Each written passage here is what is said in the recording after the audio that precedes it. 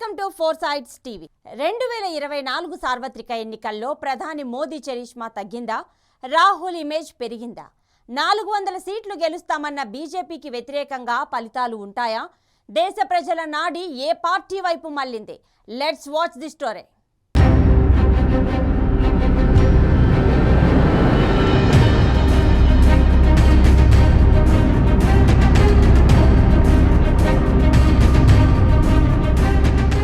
రెండు 2024 సార్వత్రిక ఎన్నికలు హోరాహోరీగా జరిగాయి.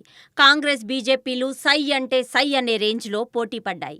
ఇక ఇప్పుడు రిజల్ట్స్ కోసం రెండు పార్టీల నాయకులు, పార్టీ శ్రేణులు వెయిట్ చేస్తున్నాయి. రెండు పార్టీల్లో ఎవరు గెలుస్తారు, ప్రధాని ఎవరవుతారు అనే చర్చ దేశవ్యాప్తంగా సాగుతోంది. బీజేపీ శ్రేణులు ఖచ్చితంగా తమ పార్టీ 400 సీట్లు గెలుస్తోందని నమ్మకంగా చెబుతున్నాయి. నేతలు ఆ దిశగా ప్రచారం కూడా చేశారు. మోదీ హవా మరోసారి బీజేపీని అందలమెక్కిస్తుందని ప్రచారం చేశారు. కానీ బీజేపీ అనుకున్నంత రేంజ్ ఈ ఎన్నికల్లో ఉండకపోవచ్చని కొన్ని విశ్లేషణలు తెరపైకి వస్తున్నాయి. దాదాపుగా బీజేపీ అంచనా వేసిన సీట్లలో సగం మాత్రమే గెలిచే అవకాశం ఉందనే టాక్ నడుస్తోంది. అసలు బీజేపీ టార్గెట్ పెట్టుకున్న సీట్లు ఎందుకు రాకపోవచ్చు?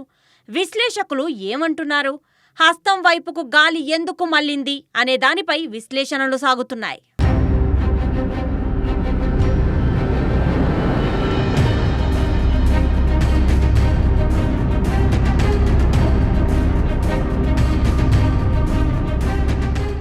అత్యధికంగా 80 లోక్సభ స్థానాలున్న ఉత్తరప్రదేశ్లో కాంగ్రెస్ బీజేపీల మధ్య టగ్ ఆఫర్ పోటీ నడిచింది.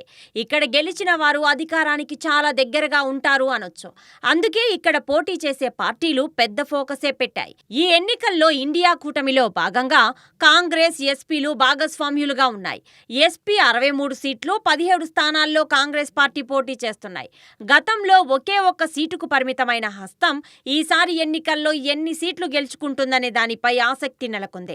రాయ్బరేలీలో కాంగ్రెస్ పార్టీ అగ్రనేత రాహుల్ గాంధీ పోటీ చేశారు. అక్కడ లోకల్ గా సమాజ్వాదీ పార్టీకి పెద్ద ఎత్తున అనుకూల ఓటర్లు ఉన్నారని తెలుస్తోంది. చాలా మంది వెనకబడిన తరగతులు, మైనారిటీలు కాంగ్రెస్ కు ఓటు వేశారని కొన్ని అంచనాలు ఉన్నాయి.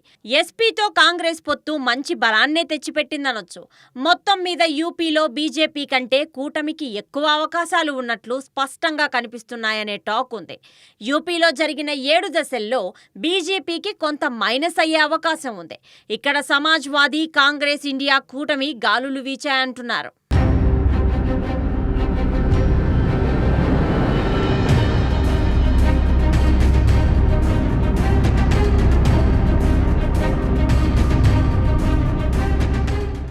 దీదీ ఇలాకా పశ్చిమ బెంగాల్లో ఆమె హవా ఉందనే చెప్పొచ్చు. ఖచ్చితంగా అక్కడి ప్రజలు తృణమూల్ కాంగ్రెస్ నే నమ్ముకున్నారనే టాక్ అయితే సుస్పష్టంగా కనిపిస్తోంది.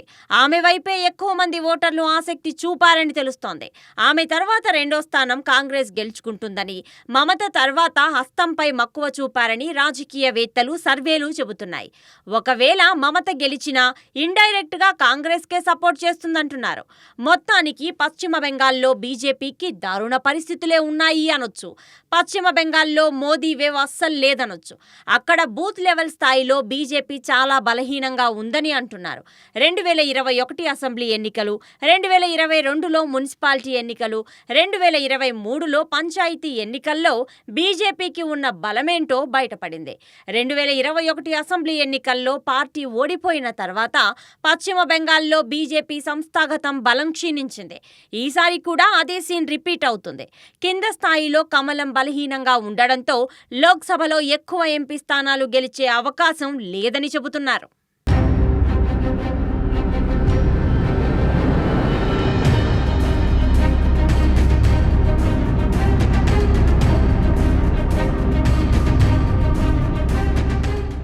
మహారాష్ట్ర, మిజోరాంలో కూడా మోదీ ఫేస్ వాల్యూ తగ్గిందా అంటే ఎస్ అనే ఆన్సర్ వస్తోంది. మహారాష్ట్రలో అక్కడి శివసేనతో పొసగకపోవడంతో ఆయనకు మైనస్ అయ్యే అవకాశం ఉంది. ఇక మణిపూర్లో జరిగిన వివాదం ఎంతో కొంత ప్రధానికి ఉన్న ఇమేజ్ను డ్యామేజ్ చేశాయనొచ్చు. ముఖ్యంగా మణిపూర్లో జరిగిన హింసా ఘటనలు కూడా బీజేపీ బలాన్ని తగ్గించాయి. ఇక బీహార్, ఒడిశాలో బీజేపీ పరిస్థితి అంత బాగాలేదు అనే సంకేతాలున్నాయి.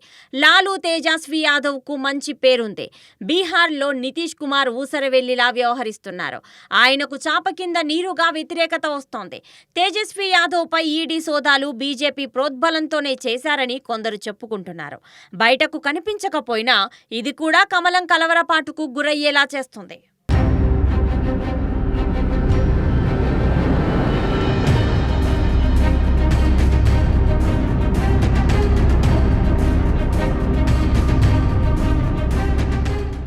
తెలుగు రాష్ట్రాల్లో ఏపీలో బీజేపీకి పెద్ద స్కోప్ లేదు. కొంతలో కొంత తెలంగాణలో ఉన్న రెండంకెల స్థాయిలో సీట్లు గెలిచినంత సీన్ లేదనే చెప్పొచ్చు. ఇక్కడ ప్రస్తుతం కాంగ్రెస్ హవా సాగుతోంది. గత కొన్ని రోజుల క్రితం అసెంబ్లీ ఎన్నికల్లో బీఆర్ఎస్ పై ఘన విజయం సాధించింది. అదే ఊపుతో లోక్సభ ఎన్నికల బరిలో దిగింది. అత్యధిక సీట్లు గెలుస్తామని చాలా నమ్మకంగా చెబుతోంది. బీఆర్ఎస్ కు ఈ ఎలక్షన్లో పెద్దగా సీట్లు రావనే అంచనాలు ఉన్నాయి. సో బీజేపీకి కూడా ఓటు వేయడం వల్ల పెద్దగా లాభం లేదనే అంచనాల్లో జనాలు ఉన్నట్లు పరిశీలకులు అంటున్నారు. ఆ ఓటింగ్ మొత్తం కాంగ్రెస్ కు డైవర్ట్ అయిందనుకుంటున్నారు. ముఖ్యంగా బీజేపీ కాంగ్రెస్ మధ్య ప్రధాన పోటీ ఉంది. చివరి ఫలితాలు కాంగ్రెస్ కు సపోర్టుగానే ఉండొచ్చని చాలా సర్వేలు చెప్పాయి.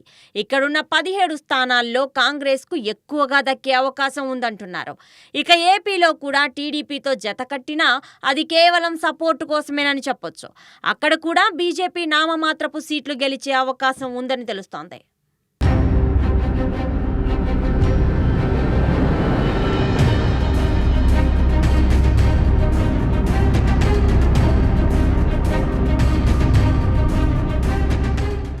మొత్తం మీద మోడీ హవా తగ్గిన నేపథ్యంలో రాహుల్ కాంగ్రెస్ పైకి లేస్తున్నాయి.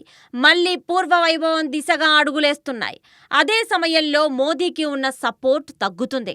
ఇప్పటికిప్పుడు రాహుల్ కాంగ్రెస్ కు మంచి చేసే సూచనలు లేకపోయినా వచ్చే 5 ఏళ్లలో మంచి రిజల్ట్ సాధించే అవకాశం ఉంది. మోదీకి మాత్రం లక్ తగ్గి బీజేపీకున్న పేరు తగ్గుతూ వస్తుందనే టాక్ వినిపిస్తున్నాయి.